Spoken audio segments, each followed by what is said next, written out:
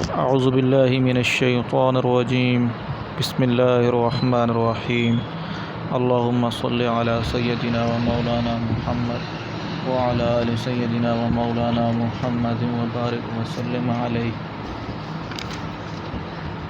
Dear student, barium art school کی طرف سے سرابد شکور آپ سے مخاطب ہوں۔ اللہ تبارک و تعالی کی ذات گرامی سے امید رکھتا ہوں کہ آپ سب خیر و عافیت سے ہوں گے۔ اللہ تعالی ہم سب کی حفاظت فرمائے۔ آج ہم اسلامیات کا لیسن نمبر 2 کے حوالے سے بات کریں گے۔ ہمارا لیسن نمبر 2 جس کا عنوان ہے دعا کی اہمیت اور فضیلت۔ سب سے پہلے ہم اس لیسن کے تدریسی مقاصد کو دیکھتے ہیں۔ تدریسی مقاصد میں سے نمبر 1 پہ ہے قرآن و حدیث کی روشنی میں دعا کے معنی و مفہوم اور اس کی اہمیت اور فضائل کو سمجھنا۔ نمبر 2 اللہ تعالیٰ کے بارے میں اچھا گمان پیدا ہو تاکہ ہر حال میں اسی سے اپنی حاجتیں مانگ سکیں۔ اور نمبر 3 زندگی کے ہر موڑ پر اچھے خیالات اور جذبات کے حامل بن سکیں۔ یہ 3 اہم تدریسی مقاصد ہیں جن کو ہم نے اس لیسن سے حاصل کرنا ہے۔ اب ہم آتے ہیں ریڈنگ کی طرف۔ تو سب سے پہلے ہم نے ریڈنگ میں جس چیز کو سمجھنا ہے وہ جو ہمارا تدریسی مقاصد میں سے مقصد نمبر 1 ہے وہ ہے دعا کے معنی و مفہوم۔ تو بلند خانے میں دعا لکھا پڑھتے ہیں، دعا کے معنی ہے پکارنا یا مانگنا۔ یہ اس کے لفظی معنی ہو گئے۔ اب دنیا میں ہر انسان کو کوئی نہ کوئی ضرورت پیش آتی ہے، وہ اسے دور کرنے کے لیے مختلف طریقے تلاش کرتا ہے، وہ مختلف سہارے ڈھونڈتا ہے۔ یہ بندے کی ضرورت ہے کہ وہ اللہ تعالیٰ کے سامنے اپنے حاجتیں، ضرورتیں اور پریشانیاں پوری پیش کرے۔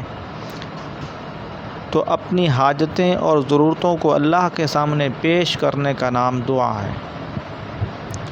تو دعا کے لفظی معنی ہو گئے مانگنا، پکارنا۔ دعا کے شرعی معنی یہ ہو گئے کہ انسان کو اپنی حاجتیں اور ضرورتیں کے حصول کے لیے اور پریشانیوں کو دور کرنے کے لیے اللہ تعالیٰ کے سامنے فریاد کرے تو اس کو دعا کہتے ہیں۔ تو ایک ہمارا جو تدریسی مقصد ہوا دعا کے معنی و مفہوم کو سمجھنا، وہ ہمیں اس پیراگراف سے حاصل ہو گیا۔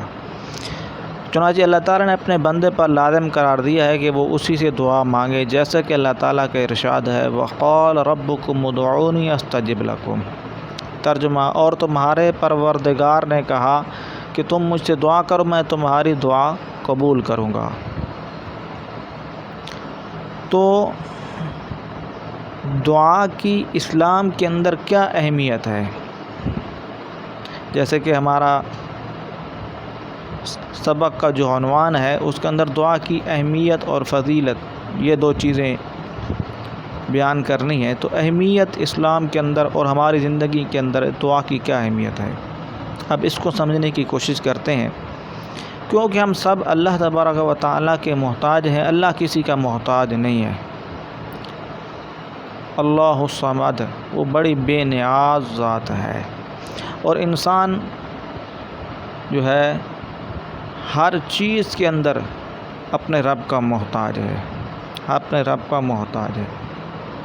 اس لیے اللہ کے رسول صلی اللہ تعالیٰ علیہ وسلم نے دعا کی اہمیت بیان کرتے ہوئے ارشاد فرمایا دعا عبادت ہی ہے۔ کہیں ہمارے ذہنوں میں یہ خیال نہ ہو کہ صرف روزہ عبادت ہے، حج عبادت ہے، زکوٰۃ عبادت ہے۔ اللہ کے رسول نے فرمایا وہ بھی عبادتیں ہیں مگر دعا بھی عبادت ہے، بلکہ ہماری جو عبادتیں ہیں ان کے اندر بھی، اب جیسے دیکھیں آپ نماز کے اندر غور کریں تو نماز ساری کی ساری دعا ہے۔ سورہ فاتحہ میں اللہ سے مانگتے ہیں، پھر آخر میں جب جاتے ہیں اللہ کے سامنے تحیات میں بیٹھتے ہیں پھر اللہ سے مانگتے ہیں۔ تو دعا ہماری اکثر عبادتیں بھی دعا ہی پر مشتمل ہے۔ اس لیے ہماری زندگی، مسلمان زندگی کو آپ دیکھیں کہ صبح اٹھنے سے لے کر رات کو سونے تک اس کو جو مختلف کام کرنے پڑتے ہیں، تو ہر کام کی شروع کرنے سے پہلے اسلام نے دعا سکھائی ہے، کیونکہ دعا کی بہت زیادہ اہمیت ہے انسان کی زندگی میں۔ اس لیے اللہ تعالیٰ نے فرمایا وقال ربکم ادعونی استجب لکم ان الذین یستکبرون عن عبادتی سیدخلون جہنم داخرین۔ ترجمہ فرمایا تمہارے پروردگار نے کہ مجھے پکارو، میں تو ہماری دعا قبول کروں گا۔ بے شک جو لوگ میری عبادت سے گرو گردانی کرتے ہیں لیکن میری عبادت کو نہیں مانتے، میری عبادت نہیں کرتے، وہ جلد ہی ذلت کی حالت میں دوزخ میں داخل ہوں گے۔ تو یہاں پر بھی اللہ تعالیٰ نے دعا کو عبادت میں شمار کیا ہے۔ رسول اللہ صلی اللہ تعالیٰ علیہ وسلم ہر وقت اللہ تعالیٰ سے دعا مانگتے تھے، اور آپ صلی اللہ تعالیٰ علیہ وسلم نے امت کو بھی دعا مانگنے کی تاکید فرمائی۔ سرکار دو عالم صلی اللہ علیہ وسلم نے غزوہ بدر کے موقع پر پوری رات اللہ تعالیٰ سے مجاہدین کی کامیابی کی دعا مانگی، اور آپ کے شاگرد صحابہ اکرام رضوان اللہ تعالیٰ علیہم اجمعین کا بھی یہی طرز عمل رہا کہ وہ بھی اللہ تبارک و تعالیٰ سے اپنے ہر مشکل میں یا آسانی کے حالت میں بھی اللہ سے رجوع کرتے تھے، اللہ سے تعلق بنائے رکھتے تھے۔ تو اللہ سے تعلق بنائے رکھنے کا نام ہی دعا ہے۔ اسی لیے نبی کریم صلی اللہ علیہ وسلم کا ارشاد ہے جو آپ کے پیج نمبر 23 پر لکھا ہوا ہے کہ تم میں سے جس کو دعا کی توفیق مل گئی اس کے لیے قبولیت کے دروازے کھول دیے گئے، اس کے لیے قبولیت کے دروازے کھول دیے گئے، کیونکہ کہا جاتا ہے کہ جب کسی کا دروازہ کھٹکھٹایا جائے تو وہ کسی نہ کسی دن کھل ہی جاتا ہے، اور ایک آدمی اللہ کا دروازہ کھٹکھٹائے ہی نہیں، اس کے سامنے ہاتھ پھیلائے ہی نہیں، تو اس کی فریاد کیسے پوری ہوگی؟ اسی لیے اللہ کے رسول صلی اللہ علیہ وسلم نے فرمایا کہ جس کو دعا مانگنے کی توفیق مل گئی اس کے لیے قبولیت کے دروازے کھول دیے گئے۔ اب آتے ہیں ہم دعا کے فضائل کی طرف۔ فضائل میں آپ صلی اللہ علیہ وسلم کی بہت سی احادیث مبارکہ آپ کی بک کے اندر موجود ہیں، پیج نمبر 23 پر، اور سکرین پر آپ کے سامنے بھی آ رہے ہوں گے کہ آپ صلی اللہ علیہ وسلم کے ارشاد ہے نمبر 1 دعا عبادت کا مغز ہے، خلاصہ ہے، نچوڑ ہے۔ نمبر 2 اللہ تعالیٰ کے نزدیک دعا سے زیادہ بلند تر کوئی چیز نہیں۔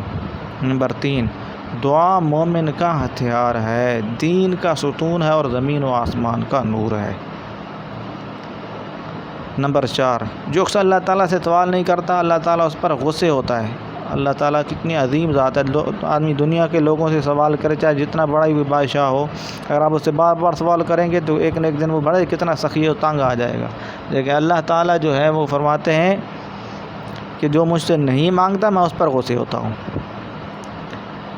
اب ایک اور اہم سوال جس کا آپ کا پیج نمبر 34 کے آخر میں سوال کا جواب دیا گیا ہے۔ سوال یہ ہے کہ بعض لوگ یہ سمجھتے ہیں کہ ہماری دعائیں قبول نہیں ہوتی تو اس لیے وہ دعا مانگنا ہی چھوڑ دیتے ہیں، تو صاحب کتاب نے اس کا جواب دیا ہے کہ دعائیں ضرور قبول ہوتی ہیں مگر اس کی قبولیت کی مختلف صورتیں ہیں۔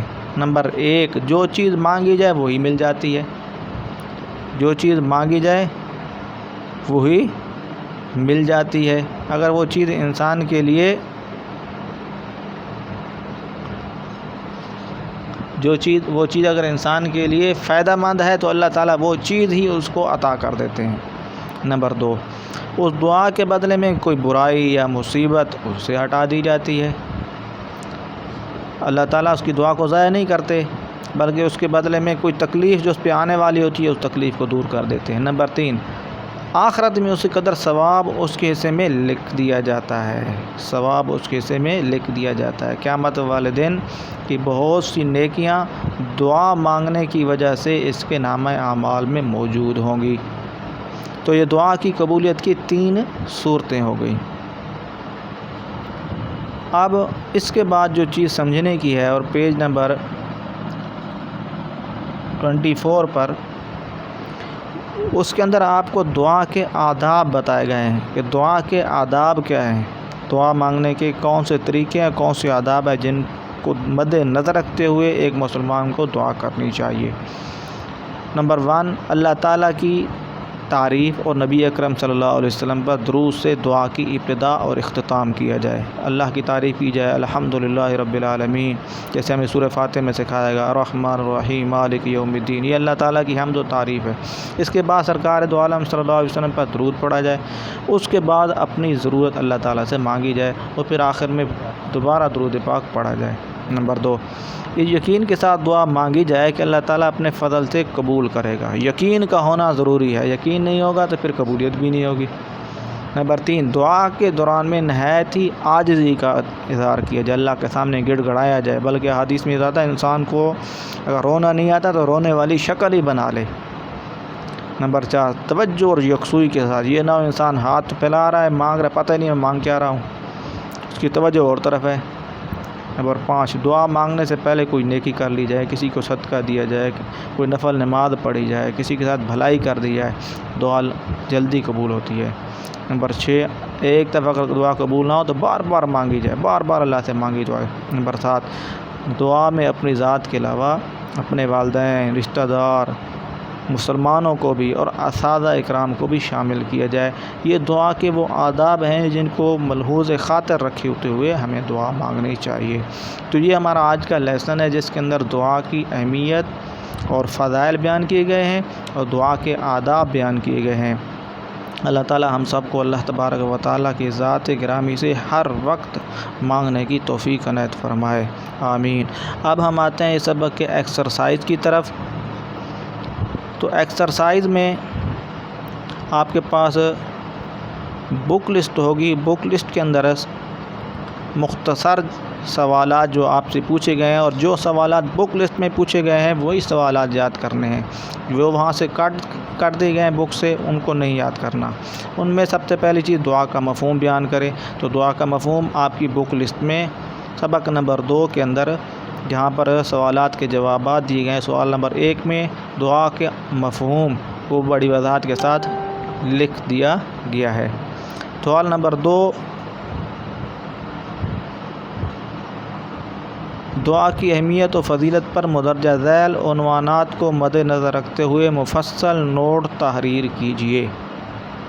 اب آپ کو ایک نوٹ تیار کرنا ہے۔ اب نوٹ کو کیسے تیار کرنا ہے، اس کا طریقہ کار آپ کو جواب کے اندر بتایا گیا ہے۔ دعا کی اہمیت قرآن و حدیث کی روشنی میں صفحہ نمبر 22-23، پہلا اور دوسرا پیراگراف، دعا کی اہمیت والی ہیڈنگ کا پہلا اور دوسرا پیراگراف یہ آپ نے یاد کرنا ہے۔ پھر اس کے بعد آپ ہیڈنگ ڈالیں گے دعا کی فضیلت، صفحہ نمبر 23، وہاں پر آپ نے فضائل ابھی آپ کو میں نے ڈیٹیل میں سمجھائے ہیں، وہاں سے فضائل کم از کم 4 سے 5 فضائل آپ یاد کر لیں۔